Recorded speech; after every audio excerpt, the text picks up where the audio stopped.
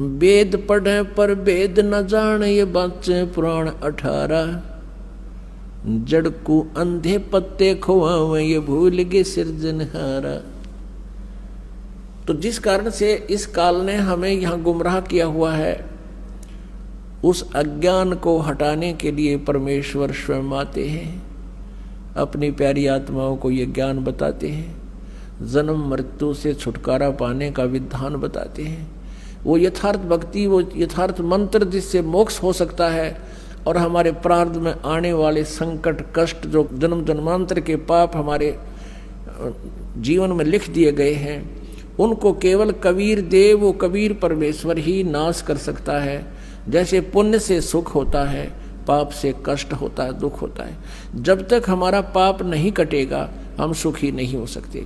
तो उस पाप को काटने वाले केवल कबीर गॉड है, कबीर जी परमेश्वर जी ही वो है। अन्य कोई प्रारब्ध के किसी भी पाप का या किसी भी पाप का और प्रारब्ध के कष्ट का निवारण नाश नहीं कर सकता, केवल कबीर देव कर सकता है। अपनात्माओं, किसी के पैर में कांटा लग गया हो और ये अज्ञानी ऋषि महर्षि क्या कहा करते थे, जैसे कोई संकट निवारण करने के लिए ऋषि महर्षि संतों के पास जाते थे। प्रथम तो वो जंतर मंत्र बताते थे, ऐसा कर ले, ऐसा जाप कर, इतना 1000 जाप ये कर ले, 11,000 गायत्री जाप कर ले, क्या 1100 रुपये का ये भंडारा करवा दे। सब कुछ कराने के उपरांत भी कोई लाभ नहीं होता था। तो वे क्या कहते थे, वो अज्ञानी और वेद ज्ञानहीन ऋषि महर्षि गुरु ब्राह्मण, कि ये तुम्हारे प्रारब्ध का कष्ट है, तुम्हें भोगना ही पड़ेगा। उदाहरण देते थे, श्री कृष्ण जी ने श्री राम रूप में सुग्रीव के भाई को मारा था, बाली को धोखा देकर वृक्ष की ओट लेकर। वो उसके प्रारब्ध में लिखा गया था। उस प्रारब्ध के कर्म का भोग श्री कृष्ण रूप में विष्णु जी ने भोगना पड़ा।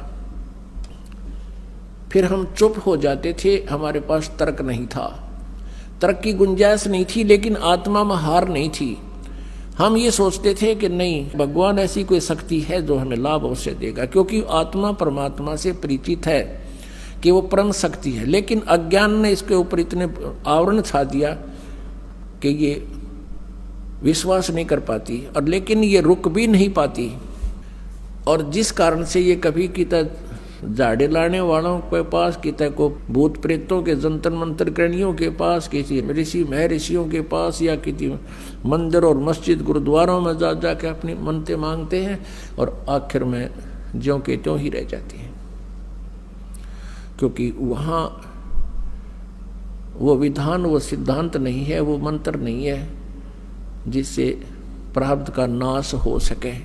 तो एक आम विधान बन गया, सभी ने ये फाइनल कर दिया कि लिखे हुए कर्म का भोग तब भोगना ही पड़ेगा। पाप नाश नहीं हो सकते, पाप कट नहीं सकते, और पाप कटे बिना सुख नहीं हो सकता। जैसे किसी के पैर में कांटा लगा हो और वो किसी से बताए कि मेरा पैर में दर्द बहुत हो रहा है, उसने पैर को धो साफ करके बता दिया कि तेरे पैर में कांटा लगा है, और वो व्यक्ति यूं कहे, ये वो जो बताने वाला कि कांटा लगा है, और वो ये कहे कि कांटा तो निकलेगा नहीं, अब जूते पहन ले, भविष्य में कांटा नहीं लगेगा। कांटा लगे पैर में जूता पहना नहीं जा सकता, कांटा निकले पीड़ा कम हो।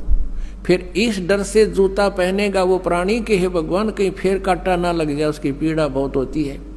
तो ऐसे ही जो व्यक्ति ये कहते हैं, पहले तो जंतर मंत्र बताते हैं वो संत गुरु ऋषि महर्षि, और फिर उनसे कोई लाभ नहीं होता है तो कह देते हैं कि ये तुम्हारे प्रारब्ध का कष्ट है, ये तो तुमने भोगना ही पड़ेगा, ये तो आजीवन भोगना पड़ेगा, और भगवान की भक्ति कर ले, भविष्य में दुख नहीं होगा। पुण्यात्माओं, जिस व्यक्ति के ऊपर कोई आपत्ति आई है और उसको राहत मिले नहीं, वो सपने में भगवान ना याद करे, कर ही नहीं सकता। अब वो पाप रूपी कांटा निकले जिससे पीड़ा टेंशन हो रही है, और फिर वो व्यक्ति भक्ति करे इस डर से राम नाम का जूता पहनेगा, हे भगवान कहीं फिर बिजली ना गिर जा।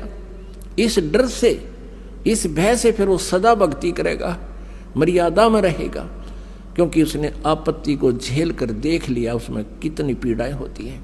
और कोई ये कहे कि ये तो कष्ट बना ही रहेगा, आगे भक्ति कर ले, वो सपने में भी नहीं कर सकता भक्ति। ऐसे तो नास्तिक हो गए, पूरा चीन नास्तिक हो गया, जिसमें विश्व की आधी के लगभग जो है जनसंख्या है, और पूरा रूस नास्तिक हो गया। जो पहले सब आस्तिक थे, महात्मा बुद्ध को माना करते थे, उनको महात्मा मानकर, संत मानकर उनकी शिक्षाओं को ग्रहण किया उनके पूर्वजों ने, लेकिन आध्यात्मिक लाभ नहीं मिला। औपचारिक ज्ञान जो महात्मा बुद्ध ने बताए तो आम माता पिता अपने बच्चों को बता देता है, लेकिन जब तक उसके पास समाधान नहीं है, परमात्मा का सहयोग साथ नहीं है, और वो मंत्र नहीं जिसे पाप नाश हो, जीव परमात्मा को नहीं मान सकता। और काल यही चाहता है कि नास्तिक हो जाए, कलयुग में विशेषकर, उससे पहले कोई नास्तिक नहीं था। द्वापर तक आप देख लो, सब इतिहास है, चारों वर्ण भक्ति किया करते थे, परमात्मा से डरते थे, आसरा रखते थे भगवान पर।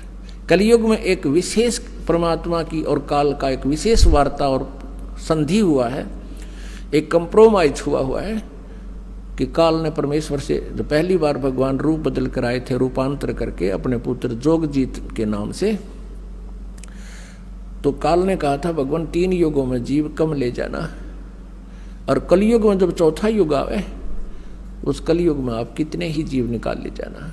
तो काल ने ये सोच रखा था कि कलयुग में इनको ऐसा बना दूंगा, सतयुग त्रेता द्वापर में इनके पुण्य रहेंगे, और कलयुग में वो पुण्यहीन हो जाएंगे, और अन्य ना जाने कितने पंथ बना दूंगा, ना जाने कितने धर्म बना दूंगा, और इनको नास्तिक कर दूंगा। और आज उसने वो सब काम कर रखे हैं। तो परमेश्वर ने कहा था कि ठीक है, सतयुग त्रेता द्वापर में कम जीव ले जाऊंगा, और चौथा युग में मैं आप देख लूंगा तेरे को। अब ये वार्ता फिर बताएंगे, आज प्रसंग कुछ और है। अब कहने का भाव ये है कि जब तक हमारा पाप नाश नहीं होगा, कांटा नहीं निकलेगा, तो पीड़ा मिटे नहीं, और पीड़ा नहीं मिटेगी तो जूता पहना नहीं जा सकता। ठीक इसी प्रकार जो दुखी आत्मा यहाँ आते हैं, यदि वो परमात्मा परमेश्वर कबीर जी के जो हम दास नियम बताता है, मर्यादा बताता है, उस मर्यादा में रहोगे तो आप पर कष्ट नहीं रहेगा। आप ये सोच कर आते हो कि आज ही जादू मंत्र जंत्र कर दे गुरुजी, और फिर हम अपने राज्य गुरुजी अपने, नहीं, ये काम हम नहीं करेंगे। परमात्मा का उद्देश्य है कि तुम यहाँ आओ, इस ज्ञान से परिचित हो, कुछ ऐसी राहत तो आपको प्रथम दिन ही मिल जाएगी जो सच्चे दिल तक रो कर यहाँ समर्पित होगा। समर्पित का अर्थ है कि हम जो भी मार्गदर्शन आपको करें, भाई बीड़ी शराब मांस तम्बाकू नहीं पीनी है, अन्य किसी देवी देवता की भक्ति जो तुम पहले करते थे वो नहीं करनी है, इन सभी मर्यादाओं को जो हृदय से मानकर समर्पित होता है, उसी दिन से राहत शुरू हो जाती है। लेकिन हमारे भक्त, और कुछ वो स्वयं भक्त पुस्तक आदि ज्ञान सुनकर पढ़ कर आते हैं, तो उनकी धारणा ये होती है कि बार चल कर देखता हूँ, राहत मिलेगी तो ठीक है, नहीं तो नहीं। ऐसे व्यक्ति को यहाँ कतई राहत नहीं मिलेगी, चाहे आइयो चाहे मत आइयो।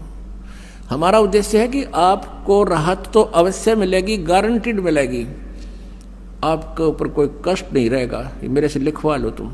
लेकिन जैसे हम कहें ऐसे करते रहो। आपको बार बार यहाँ बुलाने का उद्देश्य है कि आप भगवान से परिचित हो जाओ, और परिचित होने के बाद फिर अननेसेसरी डिमांड खत्म हो जाएंगी, जिनके कारण हम भगवान से दूर होते चले जाते हैं, जिनकी हमें आवश्यकता नहीं। और फिर आप देखना प्रतिदिन भगवान कितने सुख देगा, आपकी सोच भी नहीं सकते। तो वो परमात्मा, वो स्वयं इस ज्ञान को और पाप नाश करने वाले मंत्र, इस समाधान को स्वयं ही लेकर आते हैं। किसी भी सदग्रंथ के अंदर सोहम मंत्र नहीं है। परमेश्वर ने कहा है कि सोहम शब्द हम जग में लाए, और सार शब्द हमने गुप्त छिपाए।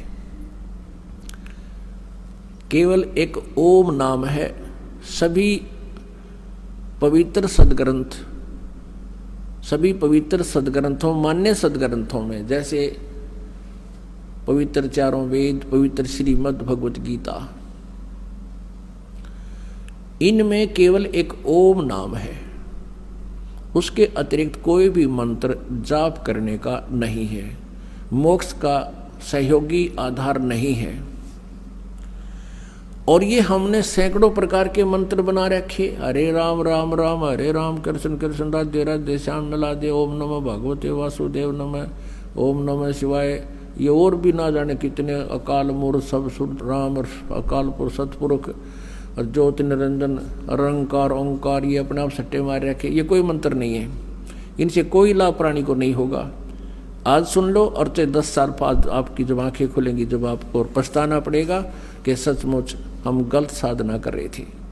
दास का उद्देश्य किसी को भावनाओं को ठेस पहुंचाना नहीं है, लेकिन कुएं में गिर रहे हो आप, उससे बचाना मेरा उद्देश्य है कि वहाँ से तुम हटो, इस रास्ता को चेंज करो, सतभक्ति करो, फिर आंखों देखो सदग्रंथों में क्या लिखा है।